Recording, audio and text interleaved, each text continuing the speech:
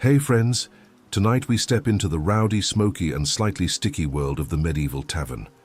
The unsung heart of every town, the unofficial news center, and the one place where a knight, a farmer, and a bard could all get equally drunk and equally cheated. These places weren't just about drinking. They were living, breathing crossroads of laughter, danger, and disease, all tucked under a sagging timber roof that smelled of ale, smoke, and a hint of regret. Taverns were where rumors were born, songs were sung badly, and friendships were forged nor broken over a single game of dice. But before we step through that creaking door together, do me a quick favor. Like the video and subscribe, but only if you truly enjoy wandering through history with me. No pressure. I'd rather you feel like you're settling into a comfortable seat by the fire than being sold a ticket at the door. And while you're here, tell me in the comments where you're tuning in from and what time it is right now. I love imagining this little community as a global tavern of its own, filled with people gathered as at every hour. Now, let's set the scene. Imagine you've trudged through muddy streets that reek of smoke, horse, and questionable soup. The rain has either just finished or is still falling. It usually was, and your shoes are soaked. Through, you're tired, hungry, and you've nearly been flattened by a cart full of turnips twice.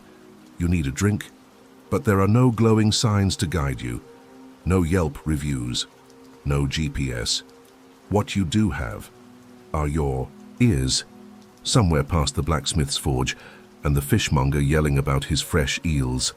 You catch it, a rising chorus of laughter, shouting, and someone aggressively singing about a goose. Follow that sound, and there it is. A crooked wooden building, leaning a little too far to one side, as if the architecture itself had one too many.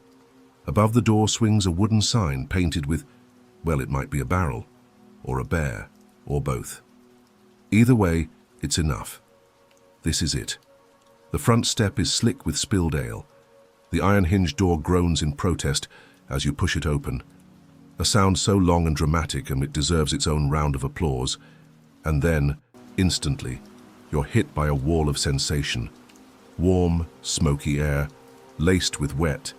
Wool, stale beer, moss and mystery meat rushes out to greet you, like an overly friendly drunk. You've arrived. This is the medieval tavern. Loud, grimy, alive. And for tonight, our window into a world where the line between comfort and chaos is about as thin as the bottom of your mug. The tavern's world, finding the tavern. If you lived in a medieval town, you didn't exactly Google the nearest tavern. You found it the old-fashioned way, by following the sounds, the smells, and the people leaning against its doorframe, who had clearly lost all sense of balance. Taverns didn't need signs, because the advertising was built in. The stench of ale-soaked wood, the drifting smoke of an overworked hearth, and the steady thump of mugs meeting tables in uneven rhythm. Even before you stepped inside, you knew exactly what you were getting into. Picture yourself walking down a narrow, uneven street after sunset. The cobblestones are slick with rain, and the air is a mix of manure, cooking fires, and something you'd rather not identify. The town is mostly quiet, homes shuttered, candles dying low.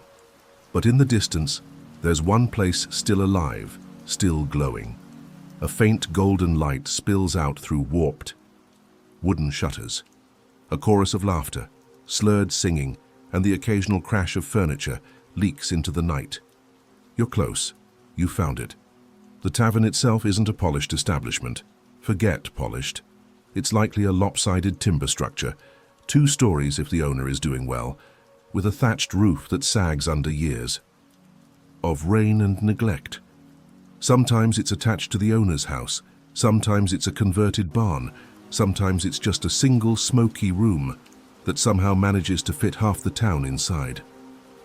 The door is heavy, rough-hewn, and swollen from years of ale splashes. It creaks like it resents being opened, but as you pull it wide, a wave of heat and noise crashes into you. The first thing you notice isn't the sight, it's the smell. Strong enough to make your eyes water, a heady cocktail of stale beer, damp wool, sweat, wood smoke, and meat fat, and meat. It's the smell of life lived without deodorant, where everything gets soaked into the wooden beams and never leaves. And yet, strangely, it's comforting. To medieval noses, this was home. Once your eyes adjust to the flickering torchlight and the dim glow of the hearth, you start to make out the shapes inside. The tavern is crowded, always crowded. Farmers hunched over mugs of ale, soldiers boasting loudly about battles. You're pretty sure they didn't fight. Merchants arguing over coin, and in the corner, a bard plucking a tune on a battered lute. The room feels alive, messy, unpredictable, but undeniably alive. The floor is strewn with straw, partly to soak up spills, partly to cover the mud everyone tracked in, and partly because no one wanted to sweep daily. Underneath, you're sure there are chicken bones, broken pottery, and maybe the odd unlucky rat. Every step crunches slightly. A reminder that this is not a place of refinement. The ceiling is low, the air thick with smoke from a hearth that doubles as the kitchen, and the walls are dark from years of soot. Still, it's warm, warmer than the night outside. And that alone is reason enough to stay. Finding a seat, however, is another matter. There are no neat rows of chairs, like no personal space. Instead, long wooden benches stretch across rough tables, sticky from decades of spilled ale. If you're lucky, you'll squeeze into a gap between two strangers, who may or may not immediately ask you for money.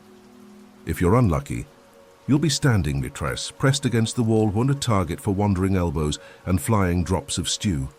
Hey, but that's part of the charm. Taverns weren't meant to be comfortable, they were meant to be communal.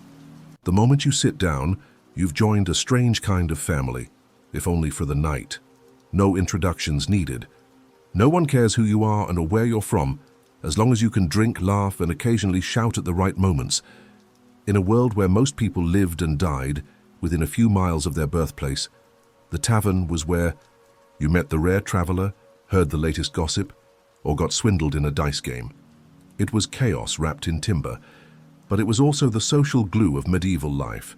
And here's the thing, taverns weren't just for fun, they were the newsrooms of their day. Want to know if the local lord has raised taxes? Ask the guy at the next table. Curious whether the harvest will be late? Someone's already complaining about it over ale. Wars, famines, scandals, they all reached the tavern before the church or the marketplace. In fact, some townsfolk trusted tavern gossip more than official proclamations, because, at least here, you got the uncensored version. Shouted by a half-drunk farmer who had no reason to lie. For the medieval traveler, stepping into a tavern was also stepping into safety, sort of. Roads were dangerous, nights were cold, and inns were expensive. Taverns offered a warm bench, a bowl of stew, and ale strong enough to make you forget about the fleas in the straw bed upstairs. They were rough, yes, but for many they were the only spaces where you could be both anonymous and connected. A stranger and a participant. So what was it like to find a medieval tavern? It was like being pulled into a whirlpool of noise, heat, and humanity. No matter how tired or cautious you were when you walked down that street, once you pushed open that creaky wooden door, you stepped into a different world, a world that didn't care about your status or your manners, only about whether you could handle the smell, how hold your drink, and maybe survive a brawl. And as you sat there, cup in hand, the firelight dancing on faces both friendly and threatening, you realized something. This wasn't just a building bound, it was the beating heart of the town, messy, smoky, loud, and utterly unforgettable. The layout and atmosphere, reading script stepping deeper inside the tavern, you'd quickly realize there was a certain order hidden in the chaos. Not order like the neat rows of pews at church, but a kind of lived-in rhythm. The way a beehive seems frantic until you watch closely and notice everyone has their place. Medieval taverns weren't designed by architects sketching floor plans. They grew out of necessity, patched together with whatever wood, stone, and or imagination the owner could afford. Yet almost every tavern had the same bones, the same ingredients, that made it instantly familiar, whether you walked into one in England, on France one, or the German states. At the center of it all was the hearth. Big, smoky, and loud. The fireplace wasn't just for warmth. It was the tavern's heart. Everything radiated from it. Meals bubbled in soot-blackened pots. Dogs stretched out on the floor in front of the flames, and guests shuffled close when winter winds howled through the cracks in the walls. The hearth was where you got the smell of burning wood, mixed with boiling stew, where sparks sometimes leapt out and stung your ankles, and where you could feel your clothes thawing after a wet day in the fields. Without the hearth, the tavern wasn't alive. Around it sprawled the tables, long, uneven planks set on heavy trestles, more functional than graceful. If you were lucky, your mug didn't tip over every time someone leaned too hard. On the wood, seating was communal, sometimes just benches, sometimes logs dragged in from outside. Privacy wasn't on the menu. When you sat, you shared elbows, stories, and probably fleas with whoever happened to squeeze in next to you. The whole design was built for togetherness, whether you wanted it or not. The walls told their own stories. Darkened by years of smoke, sometimes plastered, sometimes bare timber, they often held charms or talismans, nailed in place for good luck. A sprig of dried herbs above the door to ward off sickness, an iron horseshoe for fortune. In some regions, small painted icons of saints peeked through the grime, blessings meant to balance the sin, happening just beneath them. And tucked into corners, barrels and kegs stood stacked, their wooden sides stained darker, where ale had seeped out. The smell of yeast and sour hops never left the room. It was part of the air itself. Lighting was always a battle. In daylight, thin beams filtered in through tiny glassless windows, or more often through slits covered in oiled cloth or horn. At night, everything depended on candles, rushlights, and the fire. Shadows were long, flickering, alive. You didn't so much see people's faces as guess them through the smoke, which, if you owed someone money or planned to leave without paying for your drink, wasn't always a bad thing. And then there was the atmosphere, that indescribable mix of sound, smell, and energy. It was never quiet. The creak of wood, the constant murmur of voices, the bark of a dog chasing a bone under the table, the pluck of a lute from the corner, the occasional outburst of a dice game gone wrong. Laughter came easily, but so did anger. A tavern could flip moods like a coin. One moment everyone roaring at a bawdy joke, the next a chair flying and fists slamming into jaws. The air itself seemed thick, pressed down by smoke and sweat, heavy with anticipation that anything could happen. And yet, amid the noise, there was comfort.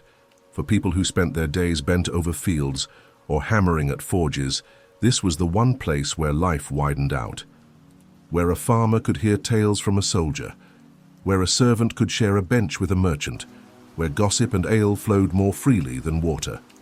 Then class divisions didn't vanish entirely, but they blurred. The tavern was a leveler, if only for a night. There were rituals too, Teotafis, unwritten but understood. The first jug of ale often went to the oldest, or the wealthiest at the table. Newcomers were expected to buy a round at some point, lest they be seen as freeloaders. Songs had their proper cues. When the bard strummed a familiar tune, everyone was supposed to join in, even if half of them forgot the lyrics halfway through. Dice clattered against wood, coins passed from hand to hand, arguments rose, cooled, and sometimes reignited, all within minutes. The tavern wasn't just a building, it was a theatre, and every night the play was rewritten. Of course, as the atmosphere changed with the seasons. In winter, the tavern was bursting, packed shoulder to shoulder, with people seeking warmth, their breath rising in the smoky air. In summer, doors stood open, the crowd spilling into the street, songs drifting out into the night. During festivals or feast days, the energy could be electric. Tables pushed aside for dancing, kegs drained dry, music rolling until dawn. But even on an ordinary evening, when nothing special was happening, the tavern held a steady pulse, a reminder that you weren't alone in your work, your worries, or your laughter. If you paid attention, you could even map out the tavern socially. The rowdiest group usually claimed the back tables, young men with more energy than sense, betting loudly on dice. The locals clustered near the hearth, exchanging news. The musicians lingered in the corners, their instruments tuned more by ear than by craft. And near the door, travelers hovered, half in, half out, unsure if they belonged, but pulled in by the warmth all the same. So the layout wasn't just physical, it was social. Every space, every table, every shadow had its rhythm, its purpose, and when you sat down and you didn't just occupy a seat, you joined the dance. Who you'd meet inside, script if you ever pushed open the creaking door of a medieval tavern, the first thing you'd notice, after the smell of ale and smoke, was the mix of faces. It wasn't like stepping into a noble's hall, where everyone wore silks, or into a church, where everyone bent their heads in the same direction. The tavern was a crossroads, and its benches were a map of medieval society, written in sweat, laughter, and spilled drink. Start. With the locals, farmers and laborers often claimed the center tables, their rough hands wrapped around mugs of ale, their boots caked with dirt from the fields. These men and women had spent long days stooped over crops or hauling loads, and the tavern was their reward. For a few pennies, they could trade exhaustion for laughter, at least until the rooster crowed again. Their talk was practical. Harvest yields, stubborn oxen, gossip about neighbors. But after a few drinks, even the driest topic could sound like a sermon or a joke. Then there were the craftsmen, blacksmiths with arms, like tree trunks, coopers smelling faintly of pitch, tanners carrying the lingering scent of hides. They often gathered in little knots, trading stories about tools, apprentices, or the price of materials. In a world without guild meetings on Zoom, the tavern was the workshop after hours, where problems were solved over ale and reputations were made with a good story well told. But taverns weren't just for locals. Step further. In, and you'd spot travelers, a peddler with a pack of cheap goods, a pilgrim with a scallop shell pinned to their cloak, maybe even a soldier fresh from campaign.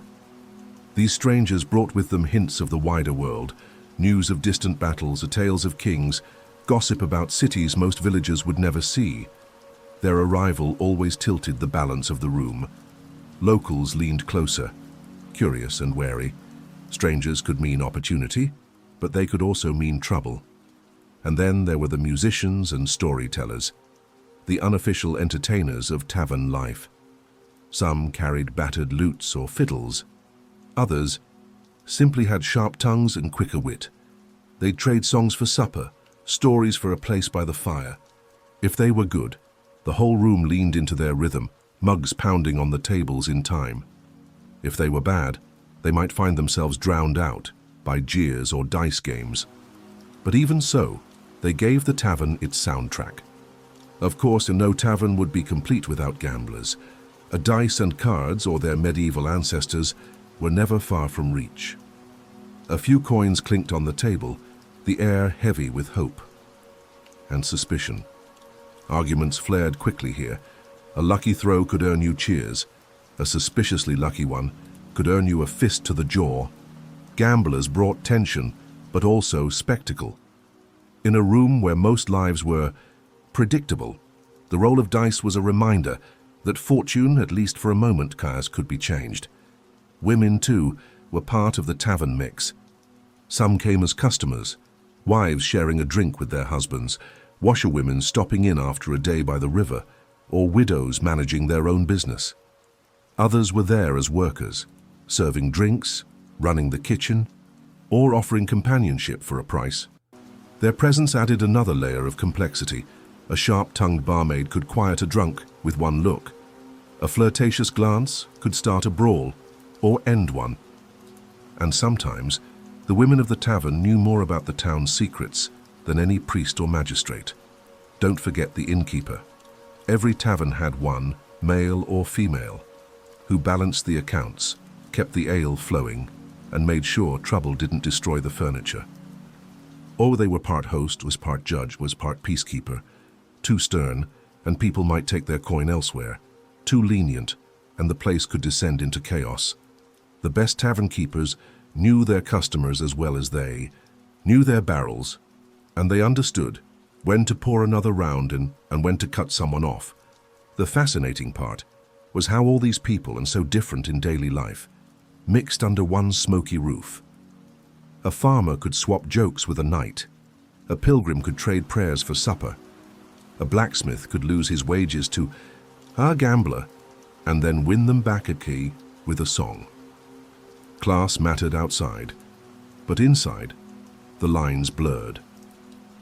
The tavern was one of the few places where laughter and ale equalized people, if only for a night. But don't imagine it was all harmony. With so many temperaments pressed together, conflict was inevitable. A noble might take offense at being jostled by a peasant. A husband might accuse a stranger of staring too long at his wife. Drunken arguments could explode in seconds. How that was part of the tavern's rhythm. Laughter, anger, reconciliation, all within the same evening. And through it all, the ale kept flowing, smoothing over bruised egos as much as it fueled new quarrels. And yet, amid the noise and fights, there was a sense of belonging. If you came often enough and you became part of the tavern's fabric, people knew your story, your habits, even your seat at the table. And if you were a stranger, you might find yourself folded into the chaos anyway, offered a drink, a stories, or a warning. The tavern wasn't perfect, far from it, but it was alive. So who would you meet inside? Almost everyone. The weary, the joyful, the cunning, the mild, the reckless. Each person carried their own story, but for one night, in that smoky room, those stories intertwined. And when you left, the memory clung to you. The songs, the laughter, even the smell of spilled ale on your boots.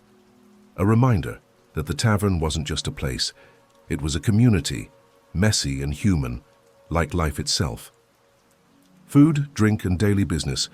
If you found a seat in the corner of a medieval tavern, sooner or later, your thoughts will turn to the table itself.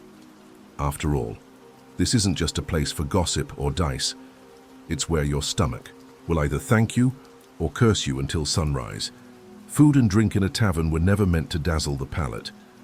They existed for one reason, to keep you alive long enough to stumble back the next evening. Let's start with the drink, because in truth, that's why most people came. The most common option was ale, thick, unfiltered, often brewed right on the premises or in someone's back garden.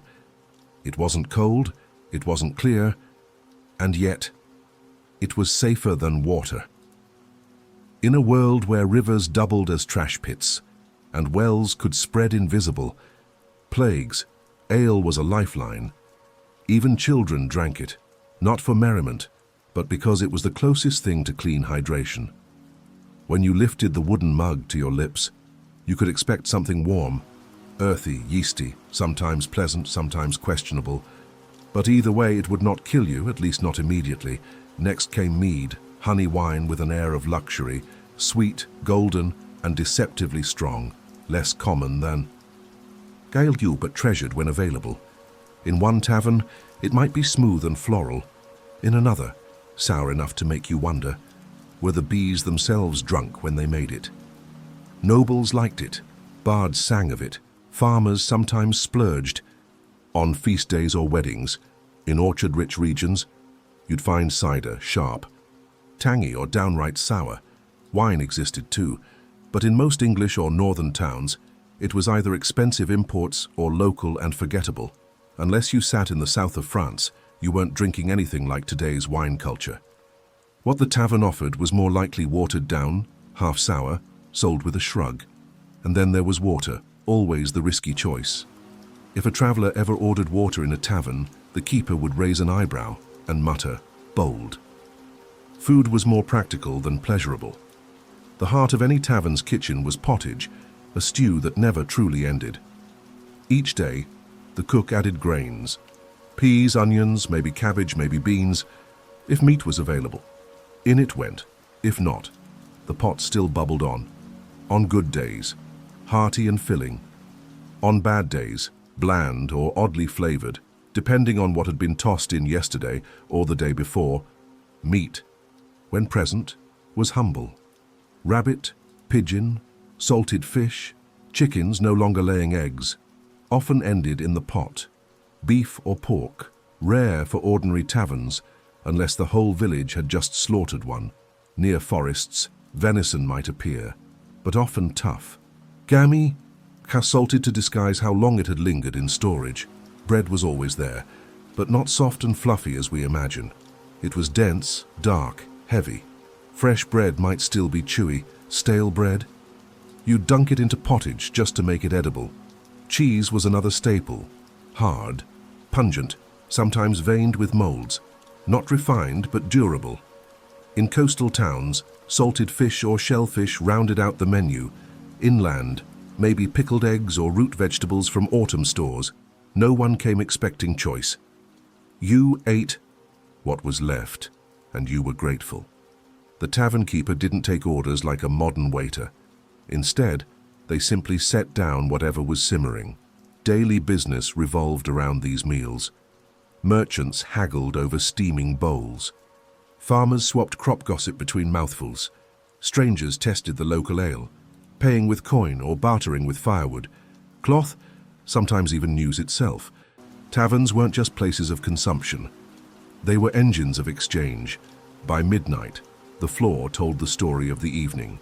Straw soaked with ale, crumbs of bread, a bone gnawed clean under. The table, dice left mid-game, a lute string snapped, and always, the faint aroma of onions and smoke lingering in the air. The food wasn't gourmet, the ale wasn't clear. But together, they built something far more important: continuity. In a world of famine, plague and war, the tavern's stew kept bubbling, the mugs kept filling, and the community kept returning. That was the daily business, not just of survival, but of belonging. Entertainment, gambling, and storytelling, once the hunger has been dulled and the mugs are half empty, the tavern shifts into its second life. The evening meal was only the beginning. What followed was what most people truly came for: the entertainment, the gamble, and the endless swirl of stories. At first, it begins quietly. Dice rattle in a corner, a bard plucks at his lute. The notes a little sharp, but played with confidence. A group of locals laugh too loudly at a joke you didn't catch. And then, like fire, on dry straw, the energy spreads. Within minutes, the tavern is less a dining hall and more a stage, where everyone performs something, whether they mean to or not. Gambling was the heartbeat of many taverns. It required little: dice, carved from bone, wood, even the ankle bones of sheep. They were crude, uneven, rarely fair. But that unfairness was part of the thrill. Players rolled them across warped tables, over ale spills, sometimes straight into a neighbor's lap.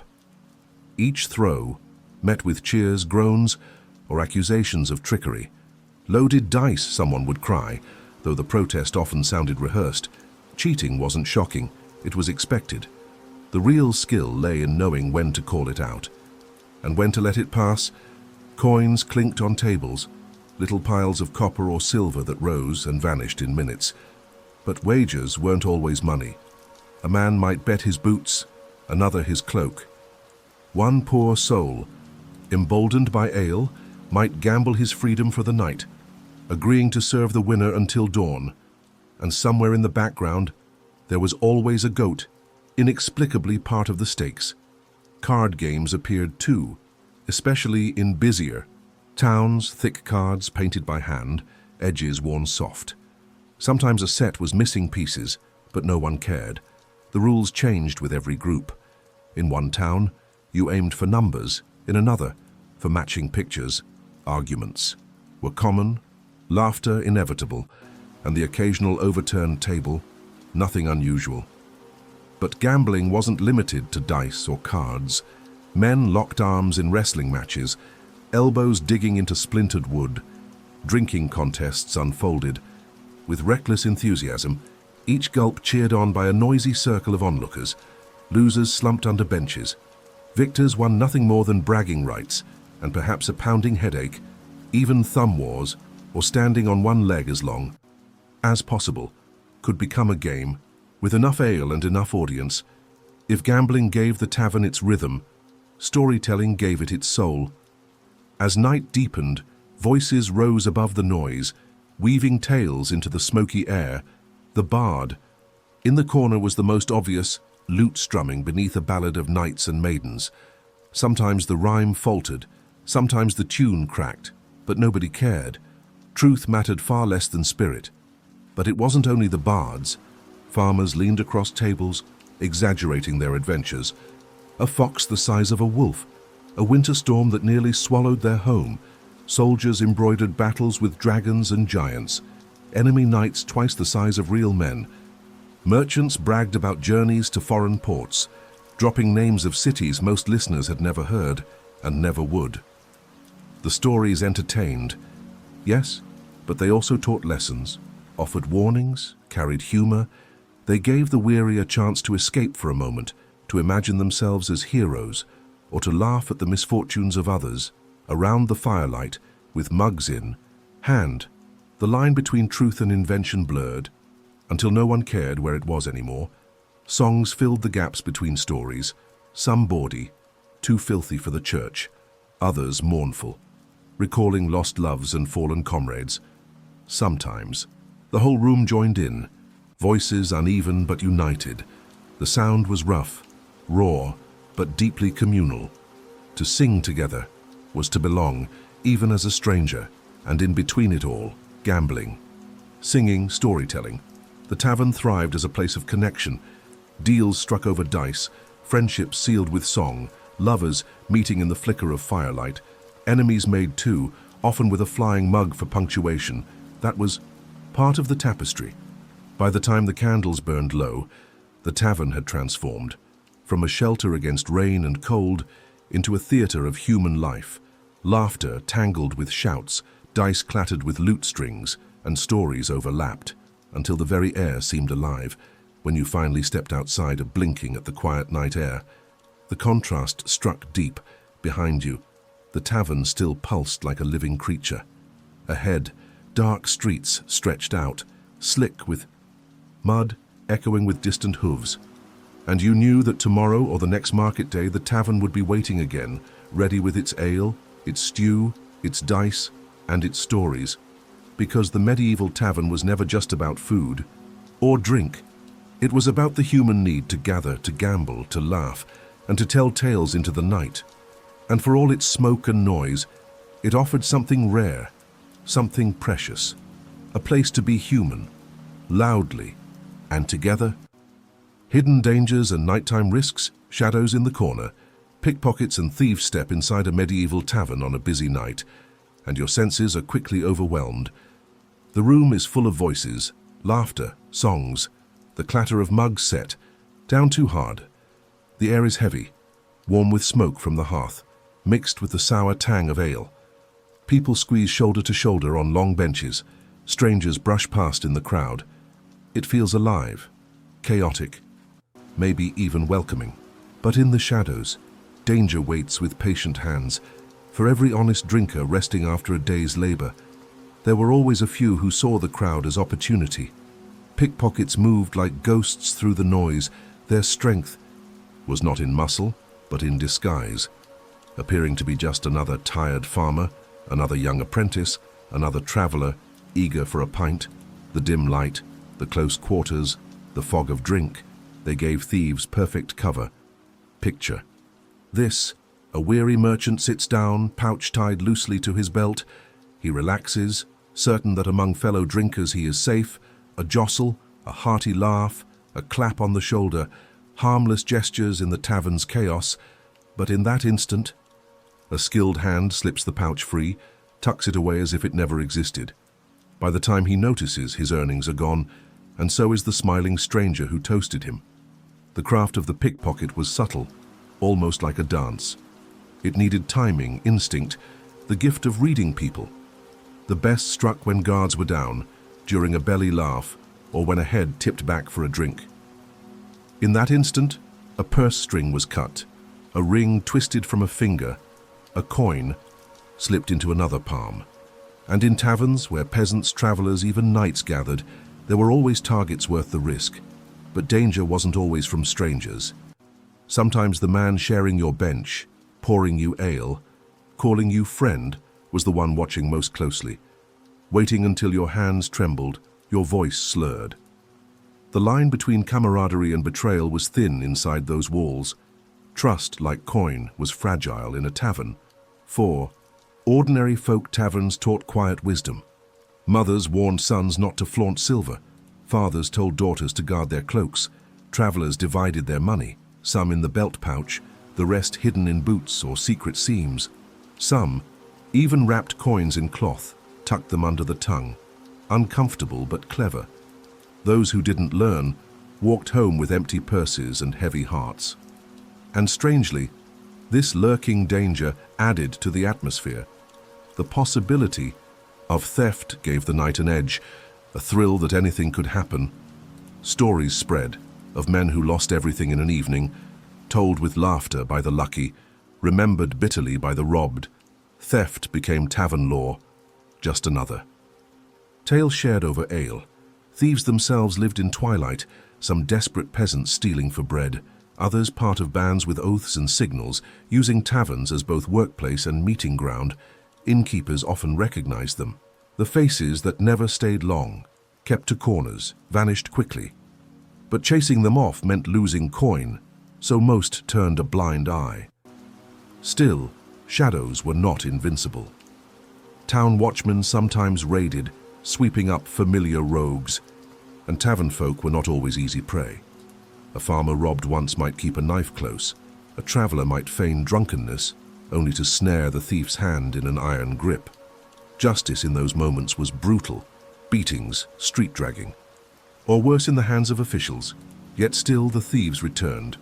For everyone caught, another tried his luck. The tavern's blend of warmth and danger was irresistible, to those seeking laughter and to those seeking profit. In the shadows, and so, the dance continued night after night. The clink of mugs, the roar of song, and somewhere in the noise, the soft snip of a purse string. To enter a medieval tavern was to step into a place where light and dark coexisted, where the cheer of friendship sat beside the quiet dread of loss, where joy could be shared, songs could be sung, but safety was never guaranteed. That awareness shaped the tavern's soul. It was never just a place of food and drink. It was a place of testing, where alertness mattered and carelessness cost dearly. The shadows in the corner belonged as much to the tavern as the roaring hearth itself. A reminder that survival depended not only on strength, but on wisdom, sword fights, duels, and tavern brawls. If the shadows of a medieval tavern belonged to the thieves, then the floorboards and benches often belonged to anger. Where ale flowed freely, tempers flowed just as quickly. And though the tavern promised warmth and laughter, it was never far from the crackle of violence. Imagine the scene: a crowded room, candles guttering low, mugs clattering against the table. A careless elbow tips over a drink. Ale splashes across a wool tunic. At first it's brushed off with a muttered word. But in the press of noise and alcohol, the smallest slight could grow into something larger. A shove follows. A curse and a fist follows a shove, and within moments half the room is on its feet. These weren't polite arguments. They were brawls, raw and unplanned, sparked by pride as much as by drink.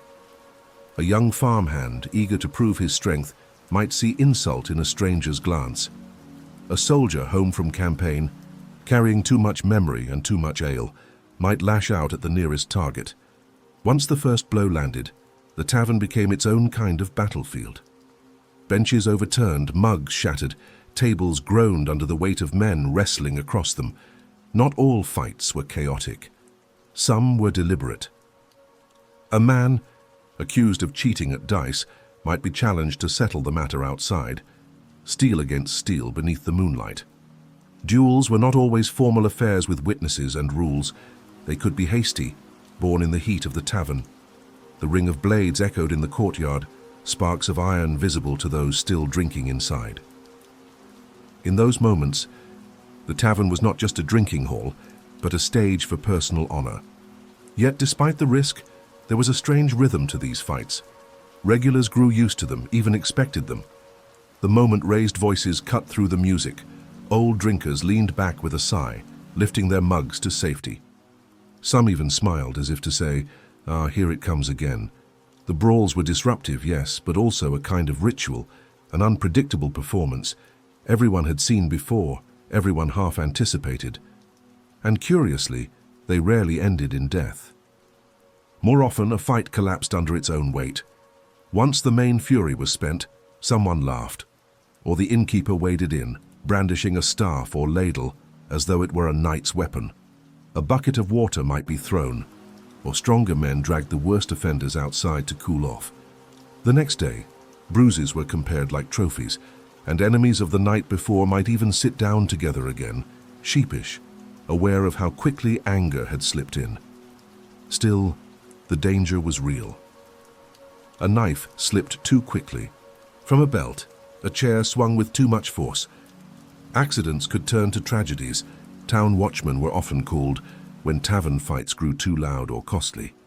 Some towns even passed laws, threatening fines or lashings for those who disturbed the peace. But these rules did little to change the tavern's nature. As long as ale was cheap and tempers were short, the tavern would always carry the pulse of violence just beneath its laughter. For travelers, the sight could be both thrilling and frightening. To sit at a table and suddenly watch a fight erupt was to be reminded that the tavern was never fully safe. Yet to those used to it, brawls became part of the fabric of tavern life, danger woven into the entertainment. A bard might later sing of the scuffle, exaggerating it into a tale of epic heroics. A farmer might tell his grandchildren how he once held his ground in a legendary tavern brawl. And so the fights became stories, as much a part of the tavern's legacy as the songs sung by the hearth. They were moments of chaos, born of pride, fueled by drink, ended by exhaustion. They carried risk, but they also carried a strange sense of release, as if the tavern itself demanded not only laughter and music, but also an occasional clash of fists and wills. To step into a medieval tavern was to step into a world where joy and danger lived side by side. The songs, the stories, and yes, the fights, all blended together into one restless heartbeat. You might walk away with a bruise, or you might walk away with a story worth retelling. Either way, the tavern never let its visitors leave untouched. Fire, disease, and other hazards, if fights and brawls were sudden storms inside the tavern, then fire and sickness were the quiet, lingering dangers that hung in the air, waiting to strike without warning. They were the perils, no, one laughed at, the threats whispered about, long after the mugs were emptied. Picture a medieval tavern, the roof low, thatched with dry straw, the walls of timber darkened by years of smoke, the hearth blazing with logs to keep out the chill. It was warm, yes, but it was also tinder waiting for a spark. A candle tipped too far, a torch dropped in a drunken stumble. Even the hearth itself, spitting an ember, each could turn the heart of the town into a pyre. And in many villages, where houses leaned close to one another, a tavern fire did not stay a tavern fire. Flames leapt from roof to roof, devouring whole streets before the town could rally to fight them. For tavern-goers, this danger was ever present, though rarely spoken aloud. One might raise a mug in laughter, while silently, aware of the wooden beams above, creaking and dry, holding the weight of years. The scent of smoke that clung to your clothes as you left was comforting, but it was also a reminder. The line between warmth and destruction was razor thin. And if fire was the danger of wood and flame, disease was the danger of flesh and breath. Taverns were gathering places, and with gathering came contagion.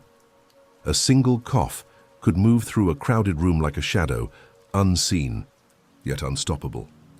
Medieval taverns did not boast fresh air or wide windows. They were enclosed, heavy with the smell of sweat, ale, and unwashed bodies. Illness found a perfect home there. In times of plague, taverns stood as both sanctuary and risk. People gathered in fear and in hope, seeking company against the terror outside, even as they risked carrying that terror within. Some towns shuttered their taverns entirely, fearing they spread the pestilence and faster than the market or the church. Yet for many, loneliness was worse than danger. To share bread, to hear a song, to drink away dread, these drew people to the tavern, even when they knew the risk. Not all sickness was as dramatic as plague. Fevers, coughs, stomach ailments, all traveled hand to hand and cup to cup. The same mug might pass through 10 mouths before the night was done. Water was rarely trusted, so ale was drunk by everyone, young and old alike. But ale did not purify against disease. It carried its own risks. Spoiled barrels and contaminated wells and tainted grain. A bad drink could sicken a whole tavern in a single night. The hazards went beyond fire and illness. Floors slick with spilled ale and grease. A perfect trap for a careless step. A drunk man tumbling backward onto stone could break more than pride. Lice and fleas thrived in the hay mattresses upstairs, biting into every traveler who paid a coin for rest. Food was hearty, but often questionable. A stew might be reheated day after day, meat turned sour while still served. With a smile. And if the tavern cat didn't keep up with the rats, guests might hear tiny claws in the dark, stealing crumbs from the table legs. And yet, despite all this, people kept coming. The dangers were known. But so were the comforts. The fire that might consume you also kept you alive through winter's bite. The ale that might sicken you also lifted spirits when nothing else could. The crowded room that spread disease also spread laughter, gossip, and companionship. The tavern was a paradox, a dangerous, dirty, unpredictable, yet irresistible. For the medieval traveler, each night in a tavern was a wager. Would the roof catch fire? Would the cough at the next table become your own in a week's time? Would the stew sit well, or leave you doubled over by dawn? These questions lingered, but they rarely kept people away. The pull of warmth, of music, of human company outweighed the risks. It is in this balance and between peril and comfort that the tavern lived. It was not safe, but it was alive. To enter its doors was to step into a place where every comfort carried a shadow, and every shadow was simply part of life. Fire, disease, vermin, spoiled food, each was a companion, as much as the fiddler by the hearth or the innkeeper at the bar. And perhaps that was the unspoken truth of the tavern, that life itself was fragile and uncertain, risky. The tavern did not hide this truth, it embodied it. To drink there was to accept it and to live with it and to laugh despite it. In the smoky, crowded room, every patron knew that tomorrow was never promised.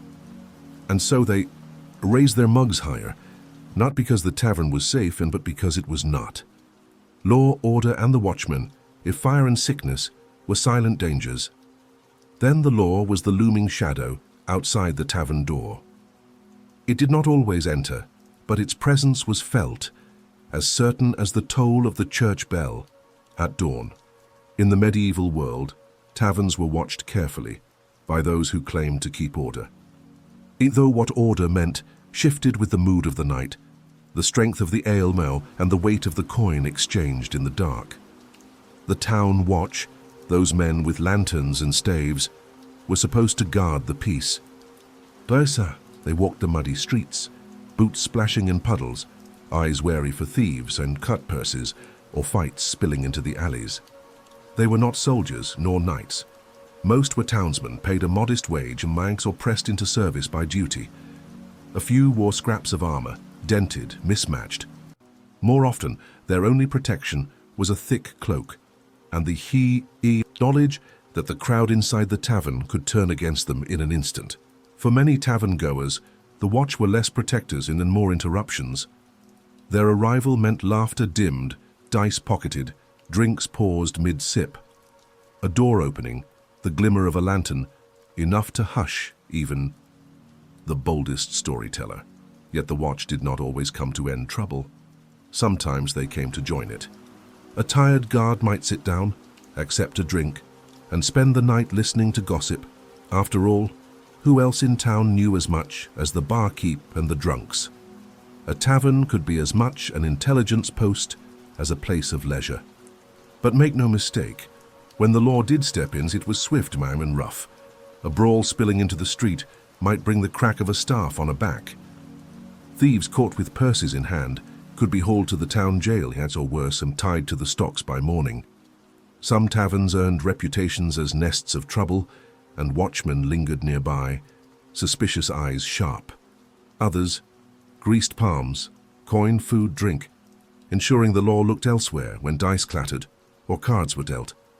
Justice in those days was not a polished court with robes and scrolls. It was loud, immediate, often brutal. If a knife was drawn, the watch might answer with steel. If blood was spilled, the tavern itself could be fined, the keeper forced to pay for disorder within his walls. In smaller villages, where the watch was little more than farmers with clubs, the line between mob and law blurred completely. A crowd might rise against a thief, punishing him on the spot. Order in these places was maintained not by law, but by fear of the crowd. Still, the tavern could not exist without the watch. Their uneasy dance was part of the tavern's rhythm. The watchmen needed the tavern too. It was here they heard whispers of smuggling, rumors of fugitives, and complaints of theft. It was here they kept an ear to the ground, blending into the noise as much as they tried to control it. And it was here they too found warmth. On cold nights, and the comfort of a mug in tired hands, yet there was always tension. For every guard who shared a drink, there was another, who swung his staff too freely, who treated the tavern as a den of criminals rather than a gathering place. The barkeep knew which watchman to welcome and which to stall, with long stories and slow pause. Patrons learned when to quiet down and when to keep their dice hidden. It was a delicate balance, a game of patience and pretense. And above the watch stood greater powers, sheriffs, bailiffs, lords, so they claimed authority over taverns, seeing them as both vital and dangerous. A tavern too lively might be shut down, its keeper fined. A tavern too secretive might be raided, its patrons accused of conspiracy. Yet a tavern too quiet was no tavern at all. And so the dance continued. Noise and silence, coin and law, indulgence and restraint. For the traveler, this meant caution. Enjoy the ale, but keep an eye on the door. Laugh loudly, but not too loudly, when the watch is near. Dice may rattle so, but coins should pass quietly. The tavern was freedom, but only so much as the law allowed, and the law, like the night air outside, could shift suddenly, biting cold or strangely forgiving. So when you sat at a bench sipping your drink, listening to the crackling hearth, you knew, beyond the laughter and music, the shadow of order lingered. The law was never far. In the boots of a tired watchman, the sharp eyes of a sheriff, or the heavy silence cower when the door creaked open. And in that moment you understood something. The tavern thrived not because it defied order, but because it lived in the narrow space and between law and chaos. Too much one way, it would close. Too much the other, it would burn.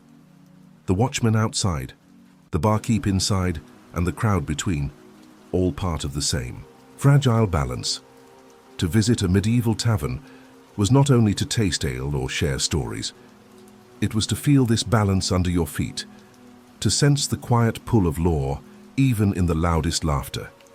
To live, if only for a night, in the uncertain peace and between freedom and control. Closing the tavern night's end and aftermath.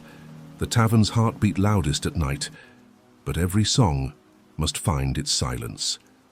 As the hours dragged on, candles burned down to nubs. The rowdy warmth began to shift. Laughter softened, voices slurred. The once roaring crowd turned sluggish, like a fire sinking into embers. This was the moment when the tavern changed character, when revelry gave way to weariness, and the keeper's patience gave way to the long ritual of closing. Closing time was not announced with bells or clocks. Few taverns had either, and fewer patrons could tell the hour if they did. Instead, the night wound down naturally. The ale ran thin. The food pot scraped bottom. The barkeep's gaze hardened. Patrons noticed the signals: a slower refill, a barmaid stacking mugs, a lantern lit near the door, a silent reminder that outside the cold street waited. Some went willingly. The farmer, who sang 3 verses too many of his cow ballad, he staggered out, muttering happily, boots sloshing in the mud. The soldier, once swearing his tale was true, now swore he needed the nearest ditch for sleep. A bard stumbled away, lute under his arm, strings still humming faintly from the night's last song. Others resisted, dice still, rolled in a corner. Wagers shouted louder as purses grew lighter. 2 drinkers argued furiously, rabbit or rat in the stew, demanding another round to fuel the fight. For these, the tavern keeper had little patience. A slammed mug, a barked word, sometimes a shove toward the door. That usually settled it. But not all could rise. In every tavern, some slumped against benches, heads on folded arms, or sprawled beneath tables where straw softened the floor. Some were carried home by sturdier friends. Others left behind, snoring gently in the dark, trusted to the tavern's mercy until morning. And sometimes, mercy meant being dragged into the alley, left against a wall to wake with the dawn. For the keeper and staff, the night was far from over. Once the last coin clinked onto the bar, once the last straggler shuffled out, the work of restoring order began. Tankards were gathered, chipped, sticky with ale. The pot scraped clean, its scraps saved for tomorrow's stew, the same pot simmering since Monday. The floor was swept, which meant straw and scraps pushed into a corner, ready for fresh straw at dawn. The hearth was banked, embers smothered but not dead, for fire was too precious ever to let die. In that quiet, the tavern became another place, empty, shadowed, almost solemn. The walls that had echoed with laughter now seemed heavy with secrets. Every nick on a table, every scorch mark on the hearth, every notch in a bench, all whispered of nights just past, and nights long gone. It was a memory palace of ale and argument, fleeting as breath, etched deep in wood. And smoke. Outside, the streets were not empty. The watch still walked, lanterns swinging, glow catching the backs of retreating patrons. The unlucky might be stopped, questioned and fined. A drunk too loud might wake a neighbor and summon the law. But most slipped away unnoticed, footsteps muffled in mud, laughter fading into the quiet. And not everyone went. Home. Thieves, the homeless, the lost, they lingered in the alleys watching who left and in what condition. A man stumbling with a heavy purse was easy prey. A lone traveler weaving unsteadily might be followed. The night after the tavern was often as dangerous as the tavern itself. By dawn, the world outside returned to order. Merchants opened their stalls, smoke rose from chimneys, church bells tolled, and the tavern, shutters closed, sat like a tired beast resting after the hunt, its tables scarred, its floor damp, its air still perfumed with smoke and ale. Yet by evening it would wake again. For in the medieval world, life pulsed in cycles, day for work, night for tavern. By sunrise the tavern was memory, by sunset it was promise. And so it endured, night after night, generation after generation. To witness a tavern closing was to glimpse its dual nature. By day, wood, straw, soot. By night, flesh, voice, spirit. Closing time stitched these two selves together, leaving behind an empty shell, ready to be filled again. And perhaps as you slipped into the cool night air, boots damp with straw and ale, you understood the tavern was more than a place. It was a heartbeat, shared by all who entered. It lived in laughter, in arguments, in music and dice and in the silence that followed, and though the door closed and you knew it would beat again tomorrow. The larger role of taverns in medieval society, social hub beyond ale, step into a medieval tavern, and the first thing you notice is not the drink itself, but the way people gather. The walls, little more than timber and plaster, hold a warmth that comes not from decoration, but from the sheer energy of human company. For villagers, townsfolk, and travelers alike, the tavern was more than a place to quench thirst. It was the beating heart of daily life. A communal hearth, where stories, laughter, worries, and dreams mingled in the same smoky air. In an age before living rooms or coffee shops, before televisions and glowing screens, the tavern was the shared lounge. Here, a peasant could sit beside a merchant fresh from a distant city. A knight, dusty from the road, might lean across from a bard, paid in ale instead of coins. Even priests, though not encouraged to linger, sometimes found a quiet corner, listening to the hum of their flock. What gave the tavern its power was not its architecture or menu, but its openness. In a world where status and rank dictated where you could stand, speak, even walk, the tavern was a kind of level ground, not perfectly equal. Coin still spoke louder than poverty, but inside those four walls, the distance between lord and labourer narrowed, with a shared jug of ale. Voices rose in laughter, in arguments, in songs that filled the rafters. Picture a village night, quiet but for dogs barking, or a church bell tolling. Suddenly, the tavern glows with lamplight. From within, the muffled sound of a fiddle, feet stamping in rhythm. For many, and this was their theatre, their concert, an evening when the world felt larger. But more than entertainment, the tavern wove community ties. To share a bench was to share troubles. Farmers spoke of the harvest. Women traded remedies. Old men recalled famines and wars. Young men sought courage for courtship. A tavern was as much about listening as about drinking. In the corner, a bard spun old legends anew, and children sneaking in caught their first taste of story. Of course, not all was harmony. Disputes flared over livestock, land, or honor. Yet within that space, quarrels unfolded in community. A tug on the sleeve and a burst of laughter often ended what anger began. And imagine the poorest villager scraping together enough for a single cup. Not for the ale itself, but for the right to sit at the table. That cup brought entry into warmth, into the rhythm of shared life. Even today, think of coffee shops or diners, people go as much for presents as for the menu. The tavern was that haven centuries earlier, rowdy, smoky, unsanitary, and yet beloved. It gave belonging in a world often harsh, uncertain, and short. Beneath a thatched roof and by flickering candle, warmed by the fire, people found a place to be seen, to be heard, to be human together. That was the tavern's gift, not the ale, but the community it brewed. In every town, from hamlet to bustling city, its hum reminded all that life was not lived alone. And as you picture crowded benches, clattering mugs, imagine the invisible threads being woven, strangers, neighbors, friends bound together. The tavern, the social hub of the medieval world. News, messages, and the pulse of the world. Imagine for a moment that you live in a medieval village. Your world is fields and seasons and the same familiar faces. No newspaper at your door, no radio hum, certainly no glowing screen in your pocket. And yet, people long to know. Who won the battle? Has the king raised a new tax? What's the price of grain? Whose child was born or buried? For answers, there was one place to go, the tavern. The tavern was the newsroom of the Middle Ages.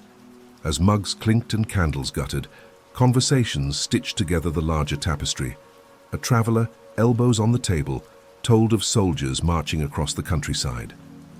A merchant, pausing for a drink, dropped hints of rising wool prices. A wandering pilgrim spoke of miracles or storms washing roads away. Tavern news was powerful because it was living, breathing, human. Not ink on paper, but story told with gesture, laughter, or the hush of a lowered voice. Accuracy, not guaranteed. A rumor of an army might be nothing but farmers on horseback, but uncertainty was part of the allure. The tavern was both news channel and rumor mill. People learned to listen with a mix of trust and caution, and it wasn't just kings and wars. Local gossip ran quicker than ale could pour. Who walked too closely with another's spouse? Which family came into sudden coin? Who watered down the beer? Idle chatter, not always. It was how people tracked trust and struggle and danger. Messengers stopped there too. Royal couriers and town criers spread proclamations fastest in the tavern. Announce it there, and by morning half the village knew. Letters passed hand to hand. Merchants, clerics, wanderers. The tavern a relay in the medieval web of communication. And then the songs. A bard sang of battles or betrayal.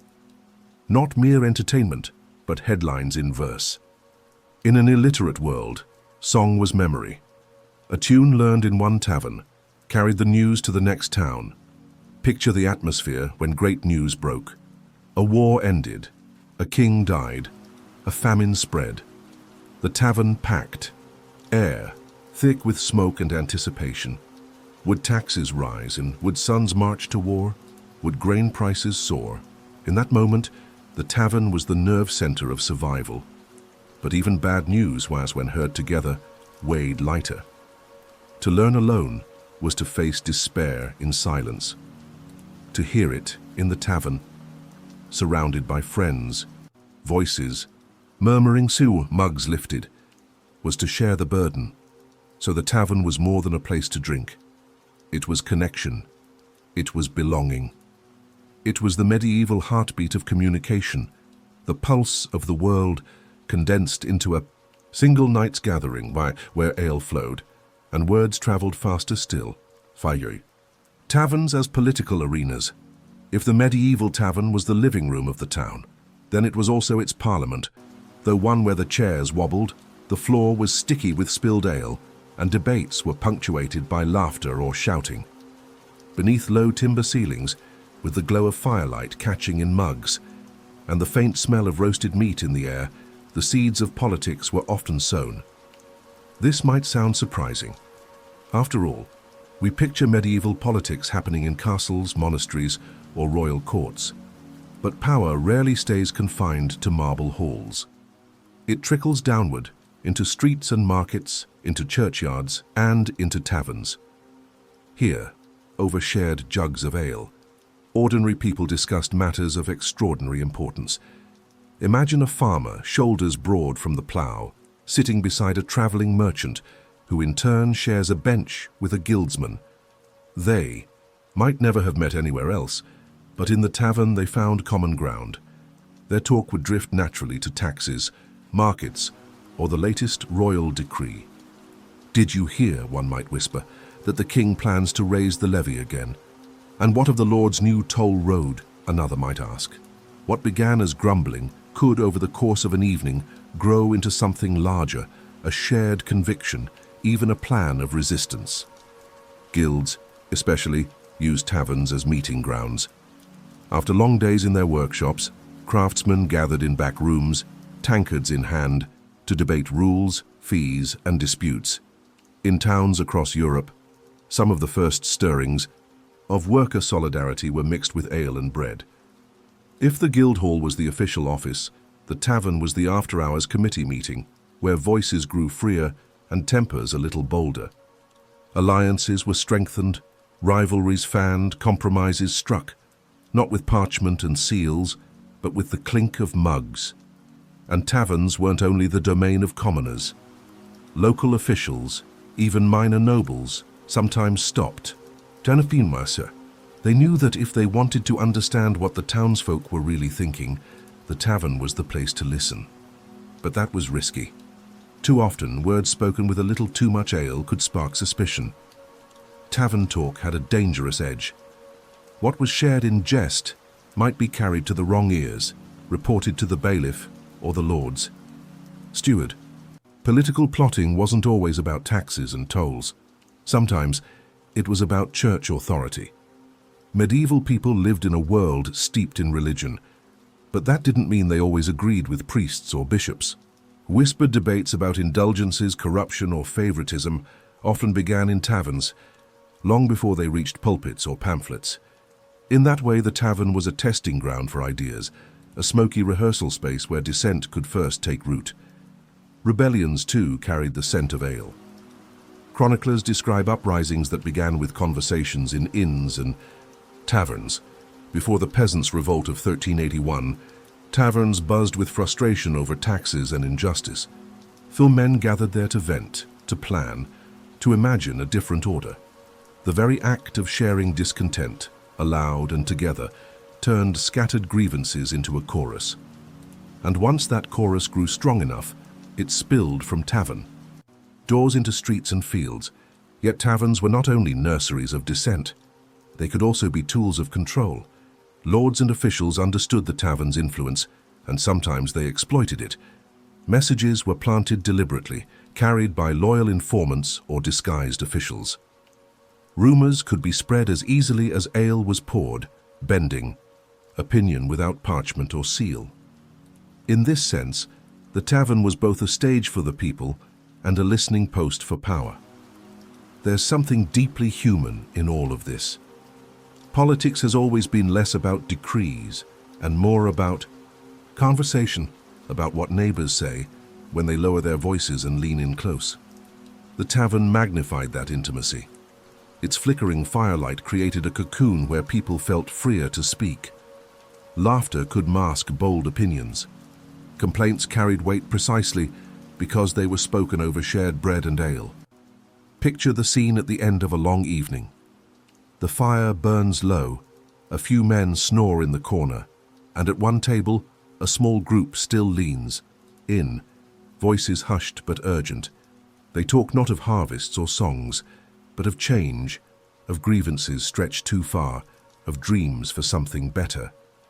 Outside, the night is quiet, but inside that dimly lit room, history is taking shape.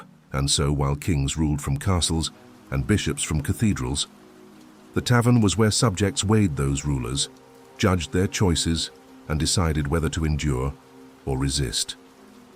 It was not polished. It was not ceremonial. It was messy, smoky, alive. But it was here, in the company of ale and neighbors, that politics became personal. Faith, festivals, and seasonal rhythm step into a medieval tavern on any given evening, and you'll notice something beyond the ale, the gossip, and the noise. Beneath the smoke-stained beams and flickering candles, the rhythms of faith and the turning of the year quietly shaped everything. The tavern was not separate from the church or the seasons. It was a mirror of both, a place where the sacred and the secular mingled in their own rough harmony. Faith was the heartbeat of medieval life. Bells marked the hours, saints marked the days, and holy days punctuated the calendar. But faith wasn't confined to the church door. After Vespers or a long sermon, townsfolk often drifted into the tavern. There, over mugs of ale, they continued the conversations, begun in the pews. "Did you hear Father Thomas today?" one villager might say. "He spoke of charity, but the bishop's tax feels heavier than ever." The tavern, in this way, became a place where faith was chewed over, debated, questioned, or simply absorbed into the flow of daily chatter. Not all tavern talk of faith was solemn. Humor found its place too. Jokes about bishops with heavy purses or monks who drank more than they prayed were whispered into mugs, safe, among friends. For many, the tavern provided a space where reverence could loosen its collar, where the high and holy could be laughed at, even if only in private. And yet, beneath the laughter, faith was always present. Candles burned on saints' days, and travellers might raise a toast to Saint Christopher before setting out again. Seasonal rhythms shaped tavern life even more. Imagine walking in during winter, when nights were long and cold, and the fire was the only true comfort. The tavern then became a cocoon of warmth, a place to huddle against the dark. Here, songs of midwinter festivals mingled with the smell of spiced ale, and neighbours spoke of surviving until spring. In such moments, the tavern was less about escape and more about endurance, a place where shared laughter softened the weight of scarcity. In spring, the mood shifted. After the first thaw, when fields began to green and lambs filled the meadows, the tavern rang with relief. Farmers drank to good planting weather, and travellers carried tales of markets bursting to life. Ale tasted lighter somehow, and songs rose with hope rather than heaviness. A jug passed across a table could feel like a prayer for abundance, spoken not in Latin, but in laughter. Summer brought festivals, saints' days, feast days, and village fairs. Taverns pulsed with the energy of celebration. Imagine musicians spilling into the street, dancers kicking up dust, and children darting in and out with sticky fingers. Inside, mugs clinked in time with the beat of drums outside, and tables groaned beneath bread and roasted meat. Faith and festivity were inseparable. A mass in the morning was often followed by a feast in the evening, with the tavern as the unofficial after-party. And then came autumn, the season of both abundance and reckoning. Harvest was in grain stored, and for a brief moment there was relief. Taverns were busiest then, filled with farmers flush with coin, merchants eager to trade, and priests more willing than usual to sip an extra cup. But autumn also carried an undertone of worry. How long would the stores last? Would the winter be harsh? In those moments, a shared mug of ale became more than drink. It was reassurance, a way to say, we have enough, at least for now. Festivals tied to faith often spilled directly into tavern walls. On St. Martin's Day, when new wine was tasted, taverns overflowed with laughter and red-stained lips.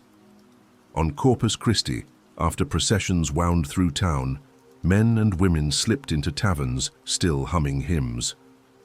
Pilgrims arriving for holy days brought stories of distant shrines, filling taverns with both wonder and skepticism.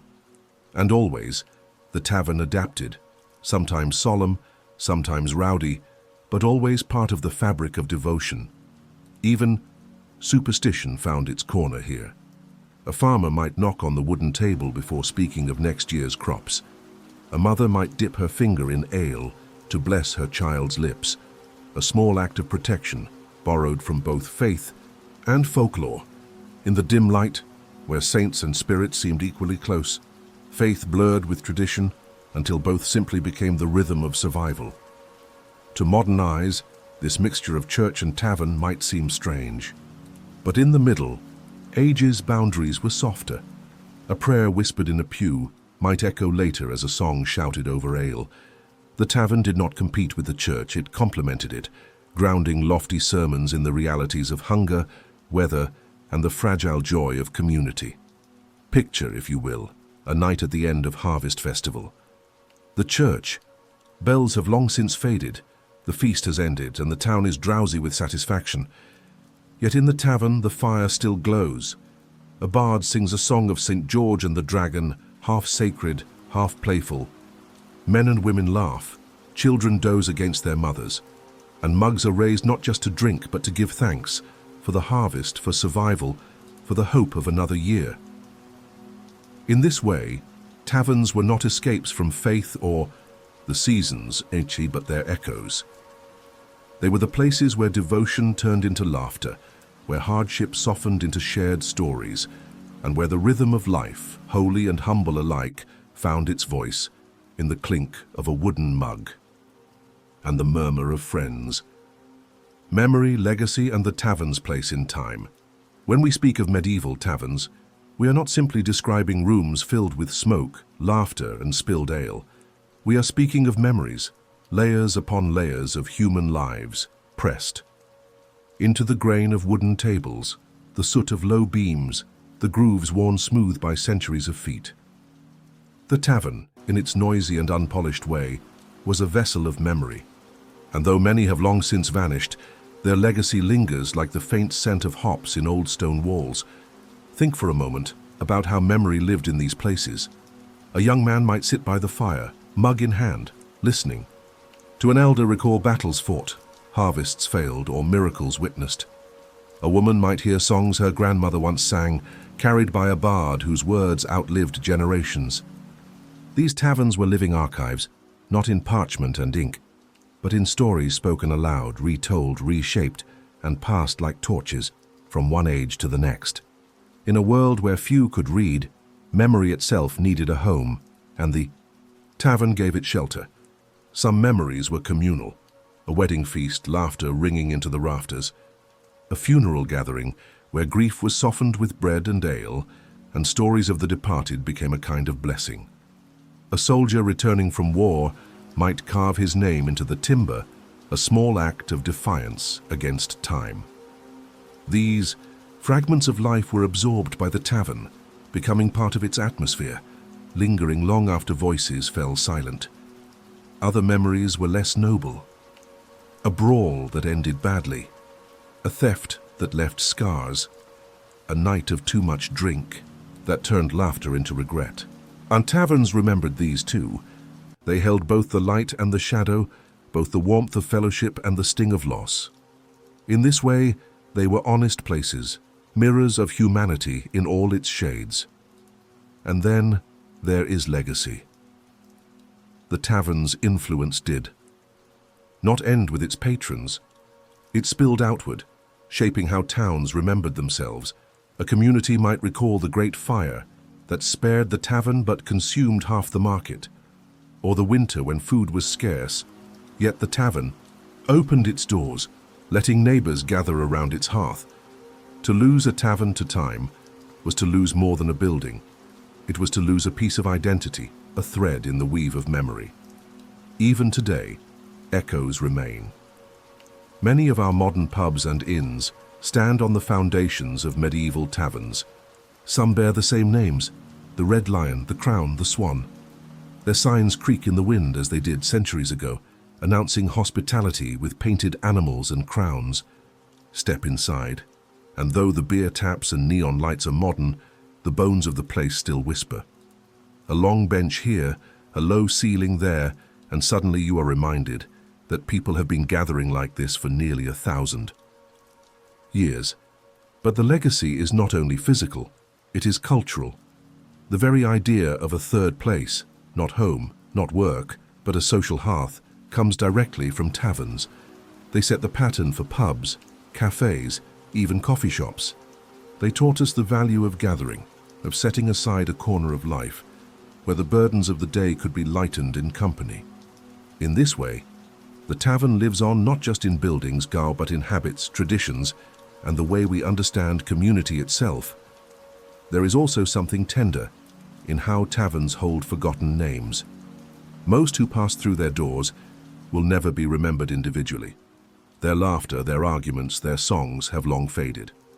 And yet, in imagining them, faces glowing in firelight, voices blending in song, we grant them a kind of immortality. They may not be in history books, but they live in the story of taverns, in the memory of humanity itself. Picture, if you will, one last closing. The candles are nearly spent, shadows stretch across the floor, and the final embers glow in the hearth. The last patrons rise, some leaning on each other for balance, some stepping carefully into the night. The tavern door shuts, and silence falls. Outside, the world turns, wars are fought, kingdoms rise and fall. New inventions change the shape of life. Yet inside, in the stillness of those walls, the memory of countless evenings lingers. To speak of taverns, then, is to speak of continuity.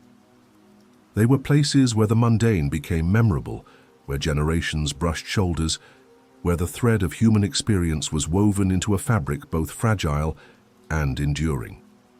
Their legacy is not only in ruins or relics, but in us, in the way we gather, the way we share stories, the way we seek comfort in each other's company. And perhaps that is the tavern's truest gift. It reminds us that history is not only carved in monuments or written in chronicles. It is also whispered in songs, spilled in laughter, and sipped from a mug by firelight. To remember the tavern is to remember that even the simplest spaces can shape who we are, not just as individuals, but as communities, as cultures, as people. So as we leave part 4, let us not imagine taverns only as smoky rooms of the past. Let us see them as threads in a much larger tapestry, threads that continue through the pubs on our street corners, the coffee shops where we linger, the homes where we gather. The medieval tavern may have closed its doors long ago, but its memory, its legacy, its place in time, still lives quietly within us. And so, as we close the door on the medieval tavern, we're left with more than just the image of clinking mugs and crackling hearths. We are left with a reminder, one as simple as it is powerful, that people across centuries have always searched for the same things: a place to belong, a story to share, a little warmth in the dark. The tavern was never perfect. It carried danger alongside joy, shadows with its laughter. But in those uneven wooden rooms, humanity revealed itself in its most ordinary, most relatable form. Strangers became companions, songs became memory, and even in hardship, life found its moments of celebration. Perhaps that is why imagining a medieval tavern feels oddly comforting tonight, because it tells us that our own need for connection is not new. It is ancient, as old as the firelight that drew people together on cold nights. And when you sit with friends, or even quietly with your own thoughts, you are echoing rituals that stretch back through centuries of lives lived before you. So if this journey has left you with a sense of calm, or maybe a touch of wonder, I invite you to linger with us. This channel is built on gentle storytelling, history, not as a loud spectacle, but as a soft companion for the night. If you'd like to be part of that, consider subscribing, only if it feels right. And if you do, you'll find more stories waiting. From wedding nights and seaside holidays, to healing traditions and the lives of people often forgotten. Each one a quiet reminder that history in all its strangeness and beauty still speaks to us. So as you drift into rest, carry with you the image of a tavern at closing time, the embers fading, the night quieting, and the sense that you've shared in something both small and timeless. Sleep well, and I'll see you in the next story.